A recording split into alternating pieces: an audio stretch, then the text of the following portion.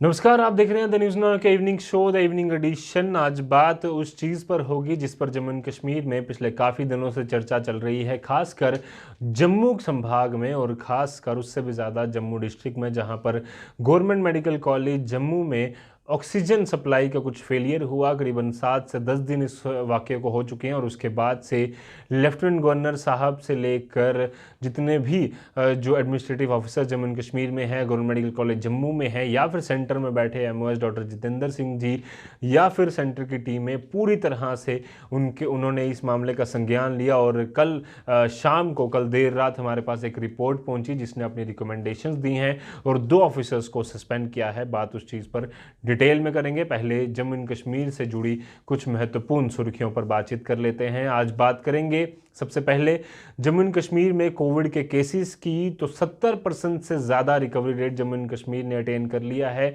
और पहले भी हमने ये देखा था कि 73-74% तक recovery rate Jammu and Kashmir का चला गया था, बट बीच में लगातार कोविड के पॉजिटिव केसेस की संख्या काफ़ी ज़्यादा आई, जिसके बाद रिकवरी रेट एक बार फिर से नीचे गया। बट अब हालात क्योंकि धीरे धीरे सामान्य की ओर बढ़ रहे हैं और एडमिनिस्ट्रेशन खुद ध्यान रख रही है कि सारी चीज़ें सही तरीके से सुचारू रूप से चले, उसी को देखते हुए ये एक पॉजिटिव इम्पैक्ट ज़रूर हम मान सकते हैं कि सरकार की नीतियों का, सरकार के फैसलों का और जम्मू एंड कश्मीर के हेल्थ डिपार्टमेंट जिस तरह से काबिल तारीफ काम कर रहा है, उसी का नतीजा है कि 70% से ज़्यादा recovery rate Jammu and Kashmir में हो चुका है। उसके अलावा बात करें तो 48,079, 70% जो डेटा हमारे पास पहुंचा है, 48,079 लोग रिकवर हो चुके हैं। इसके अलावा कुल मिलाकर 1104 नए पॉजिटिव केसेस पिछले 24 घंटे में रिपोर्ट किए गए, जिसमें 624 जम्मू से आंकड़ा था और 480 लोग कश्मीर संभाग से जो हैं वो पॉजिटिव आए हैं। वहीं अगर बात करें रिकवरी रेट की तो पिछले 24 घंटे में 1549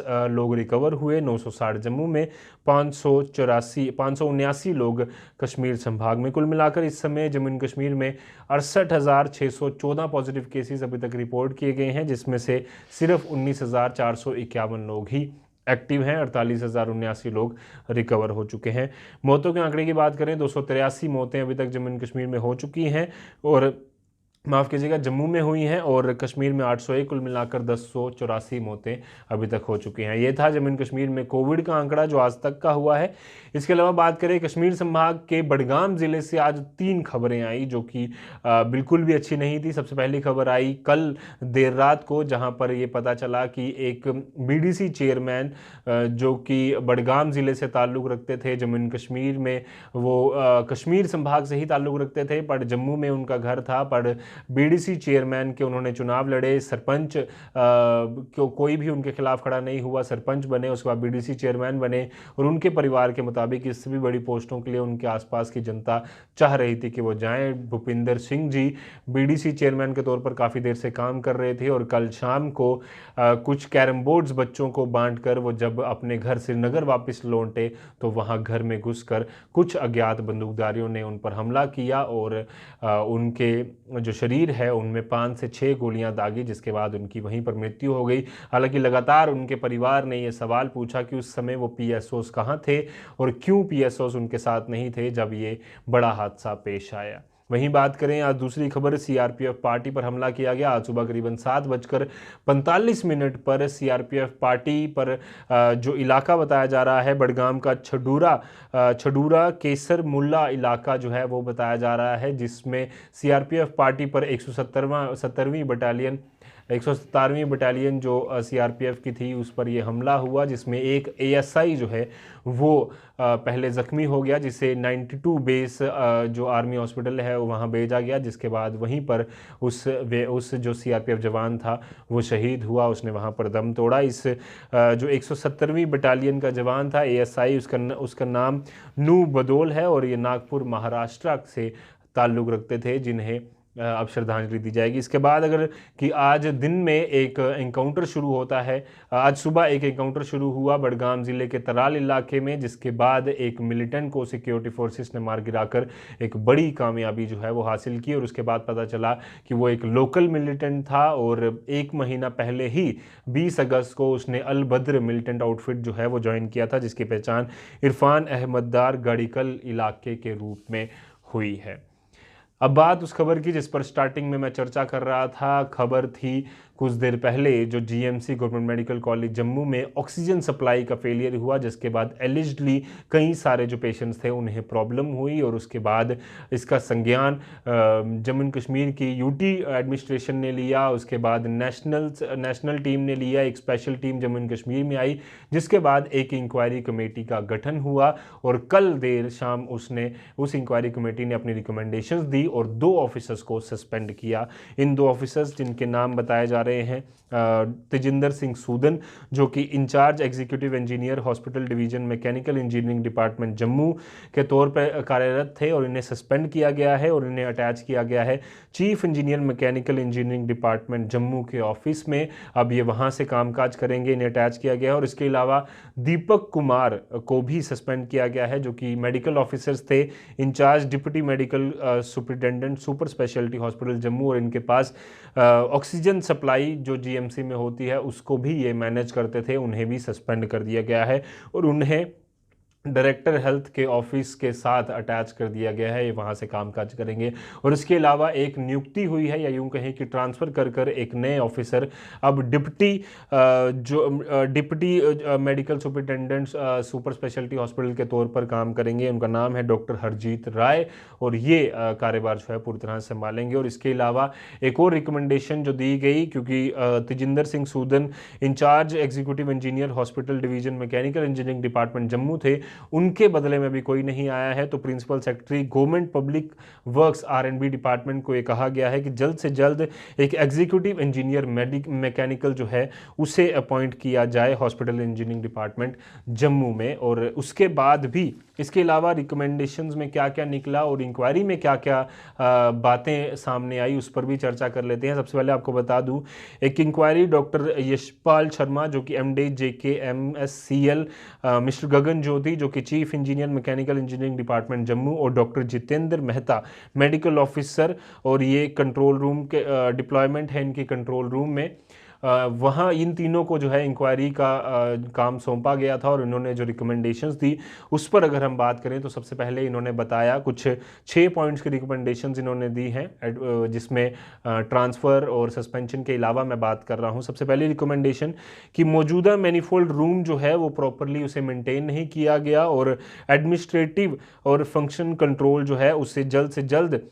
शिफ्ट किया जाना चाहिए executive engineer mechanical and control heating division GMC Jammu में। ये पहली रिकमेंडेशन थी। दूसरी रिकमेंडेशन ये थी कि ऑक्सीजन सिलेंडर्स जो जीएमसी में आते हैं उनकी कंजप्शन किस तरह से हो रही है, उस पर भी एक सवाल निशान इन्होंने खड़ा किया और उन्होंने कहा कि उस पर प्रॉपर निगरानी होनी चाहिए और उसकी एक अलग से इंक्वायरी होनी चाहिए और उसका पूरा जो मेंटेनेंस है, जो उसका पूरा देखभाल है कि कितने सिलेंडर्स पूरे दिन में यूटिलाइज होते हैं, किस तरह से होते हैं, कहाँ कहाँ हो रहे हैं, वो लीगल मेट्रोलॉजिकल डिपार्टमेंट का उसको ध्यान रखना पड़ेगा और क्वांटिटी ऑक्सीजन सिलेंडर्स की है उसको पूरी तरह से मेंटेन करना होगा। तीसरा उन्होंने रिकमेंडेशन दी है कि एग्जीक्यूटिव इंजीनियर मैकेनिकल की जो टीम है वो पेशेंट्स वार्ड में लगातार विजिट करेगी, टाइम एक रखा जाएगा रेगुलर विजिट्स का, और पेशेंट्स को किसी भी तरह की अगर प्रॉब्लम आती है तो उसका ध्यान रखिए, खासकर ऑक्सीजन सप्लाई और या फिर ऑक्सीजन सिलेंडर्स में किसी भी तरह की प्रॉब्लम आती है, कमी है, उसे रिपेयर करना है तो जल्द से जल्द अर्जेंट बेसिस पर उसे किया जाएगा। चौथी रिकमेंडेशन में मैन पावर चाहिए स्किल्ड और अनस्किल्ड मैनिफोल्ड सिस्टम को चलाने के लिए हॉस्पिटल अथॉरिटी को ये कहा गया है कि जल्द से जल्द उन्हें भी अपॉइंट किया जाए, उन्हें अथॉरिटी दी जाए कि मैकेनिकल एग्जीक्यूटिव इंजीनियर मैकेनिकल और सेंट्रल हीटिंग डिवीजन में कुछ स्किल्ड और अनस्किल्ड मैन पावर की ज़रूरत है, उन्हें जल्द से जल्द अपॉइंट किया जाए। इसके अलावा पांचवी रिकमेंडेशन दी गई कि एग्जीक्यूटिव इंजीनियर मैकेनिकल जो है वो 2400 घंटे यानी कि 24/7 एक कंट्रोल रूम एस्टेब्लिश करेंगे और उसके लिए जीएमसी हॉस्पिटल को जो भी सीनियर ऑफिसर चाहिए उसे जल्द से जल्द वहां पर अपॉइंट किया जाए। और 6वीं रिकमेंडेशन थी कि सिलेंडर कहां जाते हैं, कहां इस्तेमाल हो रहे हैं और उसकी प्रॉपर देखभाल के लिए ऑक्सीजन की आगे आने वाले समय में प्रॉब्लम ना हो, उसकी देखभाल के लिए प्रॉपर लॉग बुक्स और कंप्लेन बुक का जो है वो तैयार की जाए, उसे बनाया जाए और रिकॉर्ड प्रॉपर होना चाहिए कि सिलेंडर कहाँ आ रहा है, कहाँ जा रहा है और किस तरह से उसका कामकाज चल रहा है। इसके अलावा उन्होंने कुछ और बातें जो इसमें लिखी हैं वो ये हैं कि इसमें साफ तौर पर इस इंक्वायरी में ये देखा गया कि हॉस्पिटल एडमिनिस्ट्रेशन और मैकेनिकल इंजीनियरिंग विंग जो है हॉस्पिटल की, उसमें प्रॉपर कोऑर्डिनेशन सिंक्रोनाइजेशन नहीं थी, जिसकी वजह से ये बड़ी लापरवाही जो है वो सामने आई है। उन्होंने ये भी कहा कि साफ तौर पर ये मिसमैनेजमेंट का एक केस है, जिसका भुगतान जो है वो पेशेंट्स को करना पड़ा, लोगों को करना पड़ा, जिसकी वजह से इतना बड़ा हाइप भी मीडिया में इसको हुआ और डॉक्टर जितेंद्र सिंह को स्पेशल एक टीम दिल्ली से यहाँ भेजनी पड़ी, जिसने पूरा यहाँ पर मुआयना किया कि कोविड-19 की क्या सिचुएशन है और ऑक्सीजन सप्लाई को लेकर यहाँ पर क्या प्रॉब्लम हुई थी। उसके बाद इंक्वायरी भी हुई। इसके अलावा अगर बात करें तो उन्होंने कहा कि हॉस्पिटल और कंसर्न्ड ऑफिसर्स जिनके ऊपर हम ऑफ अफेयर था, उन्होंने भी प्रॉपर जो है इसमें लापरवाही बरती है, उन्होंने इस मैटर को सीरियस नहीं लिया, जिसकी वजह से हालात ऐसे बने कि कोई भी